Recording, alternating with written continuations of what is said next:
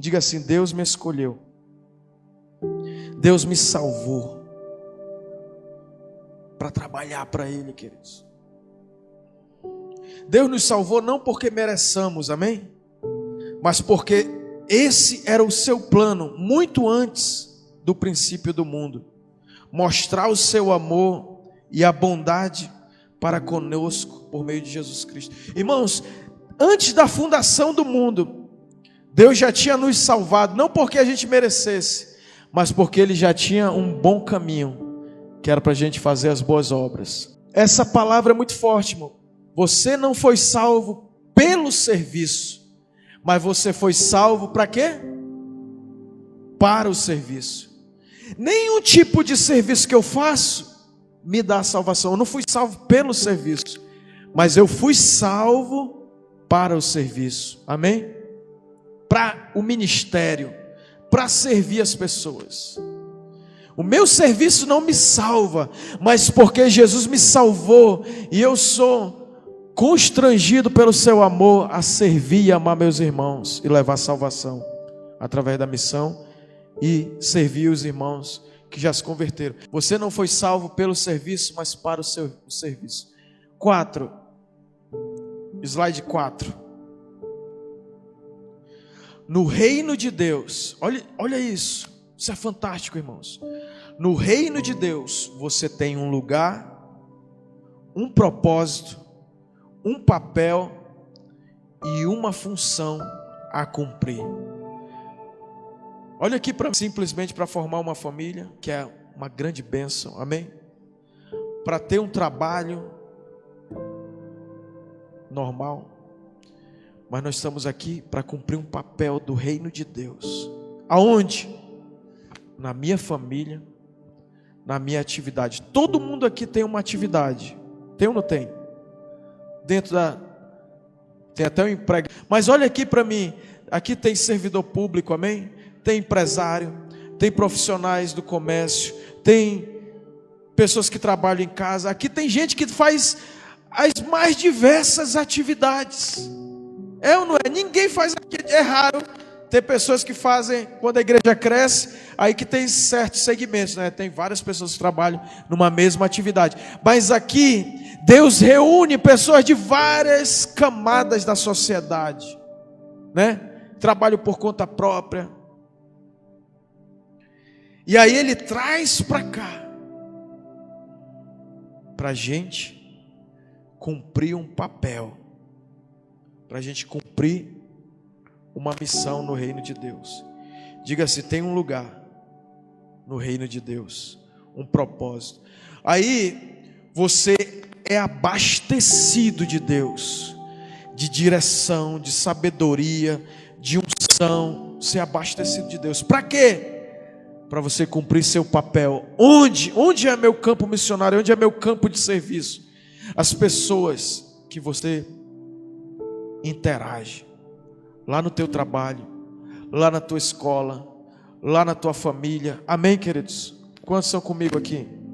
2 Timóteo, capítulo 1, versículo 9. Que nos salvou, leia comigo aí, e chamou com uma santa vocação, não segundo as nossas obras, mas segundo o seu próprio propósito e graça, que nos foi dada em Cristo Jesus, antes dos tempos dos séculos.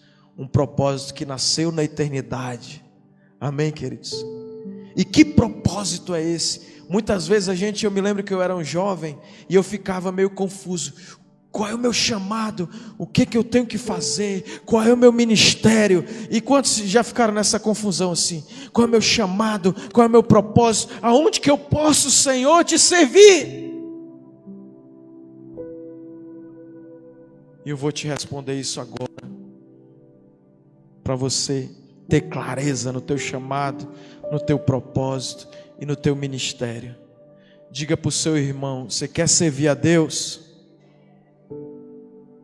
Sirva o seu próximo. Quando você serve, você está exercendo o seu ministério. Simples assim, irmãos.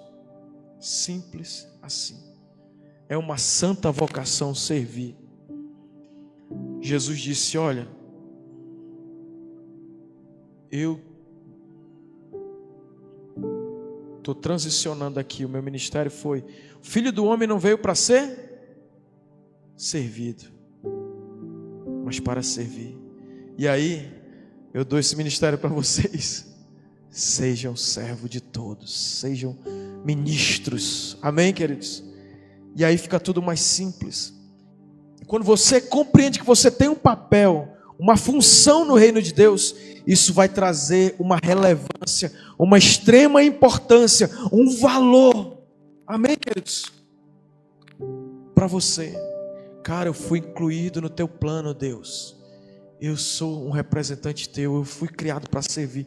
Você é tomado de um valor que você nunca mais vai andar se sentindo inferiorizado, necessitado de autoafirmação, amém, queridos? Porque você já está na sua posição, no seu papel. E aí, comprar a sua salvação, olha aqui para mim, escute bem isso: comprar a sua salvação custou a Jesus a própria vida dele, e ele te salvou com esse preço altíssimo. Ele deu a própria vida dele. Quanto custou a minha salvação, a tua salvação? A vida de Jesus. E ele deu a vida dele para me salvar. Sabe por quê, queridos? Para que eu e você glorifiquemos a ele no nosso próprio corpo, através do nosso serviço, amém? É isso que Paulo está falando ali, ó, 1 Coríntios 6:20, porque fostes comprados por, coloca na tela aí, 1 Coríntios 6:20, porque fostes comprados por bom preço, glorificai, pois, a Deus no vosso corpo e no vosso espírito, os quais pertencem a Deus. Diga para o seu irmão aí: você não é mais de você mesmo.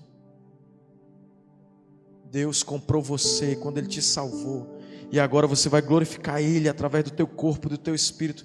Teu espírito vai andar conectado com o Espírito de Deus, e aí você vai servir a Ele. Como, pastor, que eu sirvo a Deus? Servindo lá na minha casa, servindo lá no meu trabalho, glorificando a Deus no meu corpo, através das minhas atitudes, através do meu procedimento, do meu comportamento de dar água. Essa semana aí tá uma grande polêmica. Um juiz que expulsou um advogado, porque o advogado pegou a cliente dele que estava passando mal na audiência e levou um copo com água.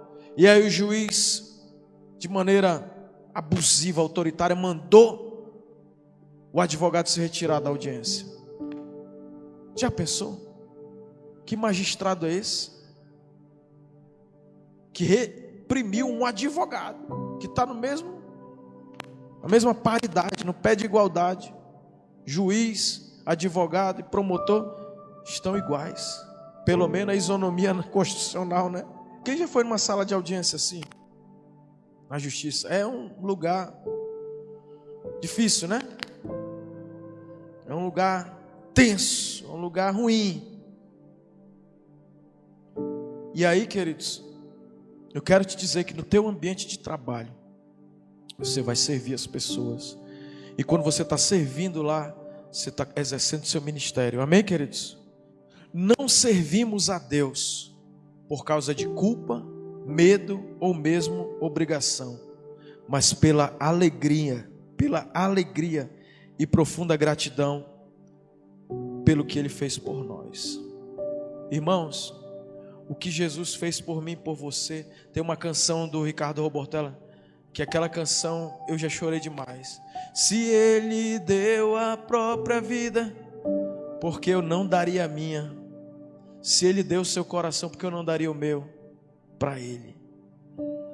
Não é por culpa, não vou fazer a obra de Deus para eu pagar meu débito aqui para Deus, que eu tô com o filme queimado com Deus. Eu vou fazer aqui a obra de Deus para me tentar melhorar meu filme, entendeu? A obra de Deus. Paulo diz: porque o amor de Cristo me constrange É por isso que eu me movo. É porque Ele me amou, Ele se entregou, Ele deu tudo. E agora Ele quer que eu me doe para outras pessoas. E é isso que me movimenta. Amém, queridos? Então diga, não é por culpa que nós servimos a Deus. O teu e o meu pecado já estão pagos, 100%. O que você cometeu hoje, o que você vai cometer amanhã, porque a gente peca por acidente, a gente é santo que luta contra o pecado, amém? A gente não vive na prática do pecado, a gente é um santo que todo dia está lutando contra o pecado, de vez em quando a gente falha, mas já está pago, já está quite, amém? E outra coisa, não é por medo ou obrigação, tu tem que servir a Deus, é obrigado, se tu faltar hoje, faltou hoje, hein? Já vai ser punido, uma sanção agora, ficar no cadeirinha do pensamento. Não, irmãos, Deus sabe quando você pode, quando você não pode. Quantos estão comigo, irmãos? Deus sabe que a gente tem limitações, tem hora que dá, tem hora que não dá. Claro, eu vou honrar minha liderança e vou dizer, irmão, hoje não dá. Amém? E a liderança tem que ter maturidade para dizer, não, irmão, Deus abençoe, que você aí viva aí a sua vida, mas conte comigo também. Amém, queridos? Somos parceiros, fazendo a obra de Deus por amor, não é por medo. Se eu não for, e agora eu não fui, meu Deus, o que vão pensar de mim? Não vão pensar nada, irmão. Se pensar também, Deus conhece o teu coração, conhece o meu, conhece ou não conhece, irmão? E aí, diga, obrigação, irmão, nem com carteira CLT assinada, tu não pode chegar com o teu funcionário que tem dever, é uma contraprestação, né? Tu contratou ele para ele fazer ali, e aí ele faz, aí a contraprestação é a tua remuneração, tu paga ele. Tu ainda tem que fazer esse camarada se conscientizar, treinar ele, capacitar ele para ele desenvolver melhor o trabalho dele, porque até pagando, tu vira a costa, ele vai enrolar. É ou não é, queridos? Aí ele pensa que a empresa, se ela tiver lá, não está segura, se a empresa quebrar, quebra ele, nem indenização ele vai ter, mano, que aí vai para a justiça do trabalho, vai enrolar aí. E aí, queridos, diga, por obrigação, não, por amor. Nós lhe devemos a vida. Quantos devem a vida para Jesus? Pela salvação, nosso passado foi perdoado, nosso presente faz sentido e o nosso futuro está seguro, irmão. Diga para a pessoa que está ao seu lado, você e eu não precisamos ficar sem dormir pensando no amanhã. Você está seguro, a tua casa está segura, você está caminhando para o céu, você não vai para o inferno, você está caminhando para o céu, amém? A tua casa vai para o céu. Teu futuro está seguro aqui na terra. Deus vai cuidar de você, da sua família. Aonde tem o filho, tem o pão. Eu ouvi uma frase ontem, quando vem o filho, ele já vem com o pãozinho dele debaixo do braço, que Deus já proveu. Amém? Será que você pode dar um aplauso ao Senhor? Deus vai cuidar do teu filho. Não tenha medo de ser pai, de ser mãe. Quando vem o filhozinho, já vem o pãozinho, que Deus já dá. Com o menino, já vem? E aí, queridos, à luz dessas vantagens incríveis, extraordinárias, por causa, olha o que Romanos capítulo 12, versículo 1, eu vou ler na linguagem de hoje. Por causa da grande misericórdia divina, peço que vocês se ofereçam completamente a Deus, como um sacrifício vivo, dedicado ao seu serviço. Por quê? Por causa das misericórdias de Deus. Por causa, irmãos, por causa da grande misericórdia de Deus. Sabe o que é misericórdia? É Deus não dar aquilo que eu mereço. Eu merecia o inferno, e aí Deus me dá o céu. Eu merecia a condenação, e Deus me dá o perdão. Eu merecia ser cheio de demônio, porque o que eu fazia era pecar, mas Deus diz assim, eu vou te dar o Espírito Santo. Você não vai ser cavalo de Satanás, não. Você vai ser um templo do Espírito Santo. Isso é misericórdia. O Espírito Santo habita dentro de mim, dentro de você. Isso é grande misericórdia. E por causa de tudo isso, dessas vantagens todas, eu vou oferecer a minha vida completamente a Deus, como um sacrifício vivo, dedicado ao quê? Ao serviço, ao ministério. Amém, queridos? Quantos estão sendo edificados, irmão? Essa palavra, eu não consigo viver sem servir os meus irmãos, sem servir a Deus, amém? Porque eu fui capturado por esse chamado, e não é um peso, não é, requer esforço. Eu falo aqui sempre, né? Tempo, esforço e recurso. 3 coisas para servir a Deus: tempo, esforço e recurso. Mas ao mesmo tempo é um sacrifício agradável, amém? Nosso corpo. E para encerrar, o apóstolo João, ele nos ensina que nossos préstimos amorosos às outras pessoas mostram que somos verdadeiramente salvos. Olha aqui para mim, eu li, mas eu vou te explicar.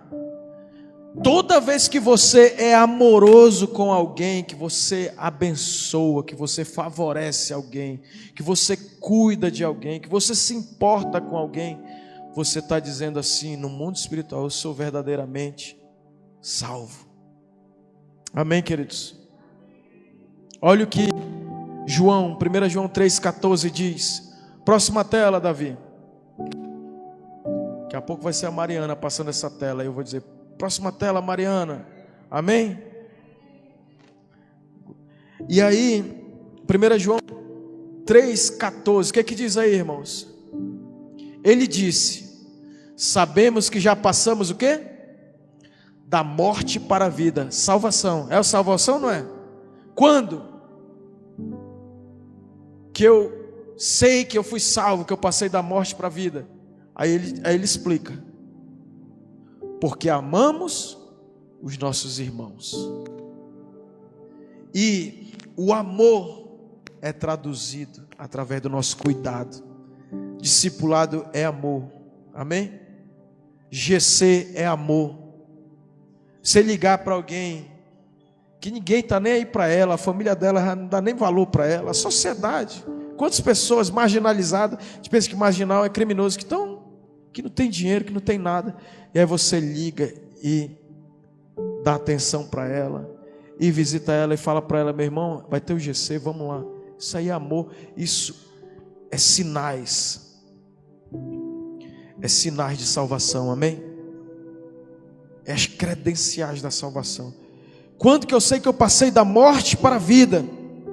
Quando eu amo os meus irmãos.